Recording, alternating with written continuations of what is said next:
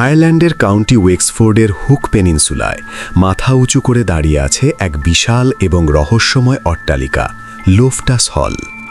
দীর্ঘ 6 শতাব্দীরও বেশি সময় ধরে এই বাড়িটিকে ঘিরে আবর্তিত হচ্ছে শয়তানের আগমন, অশরীরী আত্মা এবং এক করুণ পরিণতির গল্প। এটি কেবল আয়ারল্যান্ডের সবচেয়ে ভৌতিক বাড়িই নয়, বরং এর পরতে পরতে লুকিয়ে আছে এক বিষাদময় ইতিহাস। লোফটাস হলের সবচেয়ে বিখ্যাত এবং গা ছমছমে ঘটনার সূত্রপাত 1775 সালে। তখন এই বাড়ির মালিক ছিলেন চার্লস টটেনহ্যাম। তিনি তার দ্বিতীয় স্ত্রী এবং প্রথম পক্ষের মেয়ে অ্যান টটেনহ্যাম নিয়ে সেখানে থাকতেন। এক ভয়ঙ্কর ঝড়ের রাতে হুক পেনিনসুলার উপকূলে একটি জাহাজ আটকা পড়ে। সেই জাহাজ থেকে এক যুবক আশ্রয় খুঁজতে লোফটাস হলে এসে পৌঁছায়। আইরিশ আতিথেয়তার নিয়ম মেনে টটেনহ্যাম পরিবার তাকে সাদরে ভেতরে ডেকে নেয়। যুবকটি ছিল অত্যন্ত সুদর্শন এবং আকর্ষণীয়। সে কয়েকদিন সেখানে অবস্থান করে এবং খুব দ্রুত পরিবারের সবার, বিশেষ করে তরুণী অ্যানের মন জয় করে নেয়। এক রাতে ঝড়ের প্রকোপ যখন বাইরে তীব্র, তখন হলের ভেতরে সবাই মিলে তাসের আসর জমিয়েছিল। খেলা চলাকালীন হঠাৎ অ্যানের হাত থেকে একটি তাস মেঝেতে পড়ে যায়। অ্যান যখন তাসটি তোলার জন্য টেবিলের নিচে নিচু হন, তখন এক ভয়ঙ্কর দৃশ্য তার চোখে পড়ে।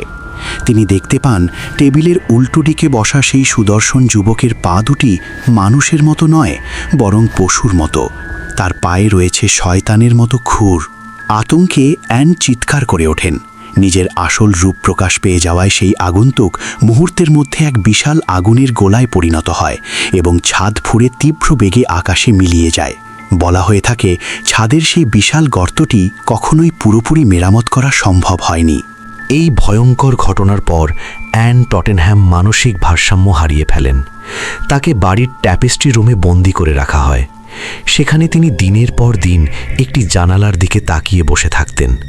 খাবার এবং পানীয় বর্জন করার ফলে একসময় তার মৃত্যু হয়। প্রচলিত আছে, মৃত্যুর সময় তার শরীর এতটাই শক্ত হয়ে গিয়েছিল যে তাকে ওই বসা অবস্থাতেই কফিনে ভরে কবর দিতে হয়েছিল। আজও অনেকেই দাবি করেন যে রাতের বেলা লোফটাস হলের করিডোরে লেডি অ্যানের অশরীরী আত্মাকে ঘুরে বেড়াতে দেখা যায়। গল্পটি এখানেই শেষ নয়। 1872 থেকে 1879 সালের মধ্যে যখন লোফটাস হলের সংস্কার কাজ চলছিল, তখন দেয়ালের ভেতর থেকে একটি সদ্যজাত শিশুর কঙ্কাল উদ্ধার করা হয়। অনেকেই ধারণা করেন সেই রহস্যময় আগন্তুকের সাথে অ্যানের কোনো গোপন সম্পর্ক ছিল এবং তিনি সন্তান সম্ভবা হয়ে পড়েছিলেন। সেই লজ্জাতেই হয়তো পরিবার তাকে বন্দি করে রেখেছিল এবং শিশুটিকে সরিয়ে ফেলা হয়েছিল। এই ঘটনা ভৌতিক গল্পের আড়ালে এক মর্মান্তিক পারিবারিক ট্র্যাজেডির ইঙ্গিত দেয়। বীভৎস এই ঘটনার বাঁকে টটেনহ্যাম পরিবারের সুন্দর সময়গুলো যেন থমকে দাঁড়ায়। টেপেস্ট্রি রুমের ছোট্ট জানালা দিয়ে অ্যানও উদাস নয়নে তাকিয়ে থাকে বাইরের পানে। এভাবে কয়েক বছর পর একদিন মারা যায় অ্যান। পেছনে রেখে যায় অসংখ্য সুখময় স্মৃতি। তবে অ্যানের মৃত্যুর পর শুরু হয় আসল ভুতুড়ে কাণ্ড। সুবিশালে বাড়িতে ঘটতে লাগলো অদ্ভুতুড়ে সব ঘটনা। রাতের বেলায় বারান্দায় মনে হতো কেউ দাঁড়িয়ে রয়েছে, হাতের ইশারায় কাছে বাগছে। ঘুম, গোসল ও খাবার সময়ও কেউ বসে রয়েছে পেছনে। এরকম আরও বহুবিধি ঘটনার পর একসময় টটেনহ্যাম পরিবার বাড়িটি ছেড়ে দেওয়ার সিদ্ধান্ত নেন। চলে আসেন দূরে জনবহুল এক লোকালয়। তবে বজ্রঝড়ের কবলে পড়া নাবিকরা সে সময়েও জনশূন্য পরিত্যক্ত এ বাড়িতে আশ্রয় নিতে থাকেন। সে সময় তারাও সেখানে টের পান অশরীরীদের সরব উপস্থিতি। মুখোমুখি হন ভয়ঙ্কর সব অতি প্রাকৃতিক ঘটনার। অতপর কেটে গেছে আরও বহু বছর। একসময় রোমহর্ষকে ঘটনা মুখে মুখে ছড়িয়ে পড়েছে বিভিন্ন অঞ্চলে। মিশে গেছে সত্য মিথ্যের অনন্য মিশেলে। অতিরঞ্জনের ছটায় তৈরি হয়েছে বিচিত্র সব গল্প। এরই সূত্র ধরে একসময় দূর দূরান্ত থেকে উৎসুক ভ্রমণ পিপাসুরা আসতে লাগলো এখানে। তাঁবু খাটিয়ে রাত্রি যাপনও করতে লাগলো তারা। এ সময় কেউ কেউ নাকি স্থির চিত্রে ধারণ করতে পেরেছে কতক অশরীরীর বীভৎস ছায়া। কিছুদিন পর দর্শনার্থীদের সুরক্ষার কথা চিন্তা করে বাড়িটি বাজেয়াপ্ত করে কর্তৃপক্ষ, নিষিদ্ধ করে জনসাধারণের অবাধ আসা যাওয়া।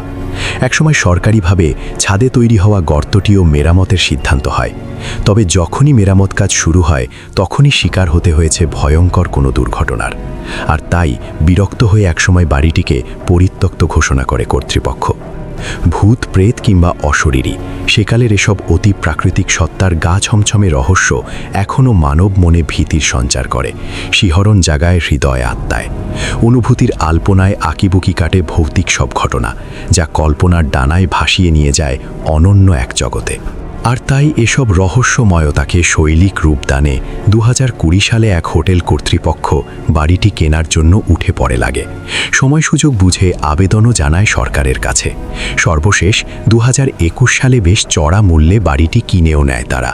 জানা যায় রহস্য রোমাঞ্চপ্রিয় মানুষদের জন্য এক ভিন্নধর্মী ভুতুড়ে হোটেল হতে যাচ্ছে সেখানে।